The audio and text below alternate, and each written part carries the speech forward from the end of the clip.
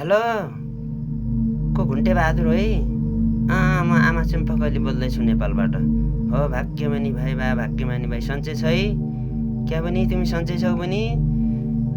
सन्चै छौ भनौ कि बिसन्चै छ भनौ? आमा विदेशमा आएर दुःख भए।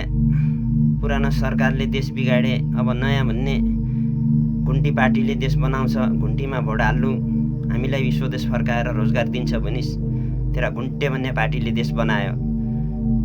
शिक्षामा कराई लगायो, स्वास्थ्यमा कराई लगायो, बिजुलीमा कराई लगायो, हुँदा हुँदा मर्या लासमाथि पनि 3% कर लायो। आमा घुन्टीमा भोट हाल्नु है, नु तर म घर आउँदैन भनिस्। घुन्टीमा भोट हालेँ, मा बहिनीलाई इष्टमित्र सबैलाई घुन्टीमा भोट हाल्न लगाएँ। आज यही दिन देख्नलाई रहेछ। कराईमाथि कर थुपारेर ढाड सेकायो। तैँले 10 वर्षबाट कमाइकन पठाए पैसा सब कर तिर्दै ठिक्कै हुने भयो। अब आमा छोरा भेट्नु हुने भइगयो, त्यही विदेशमै घुन्ट होला।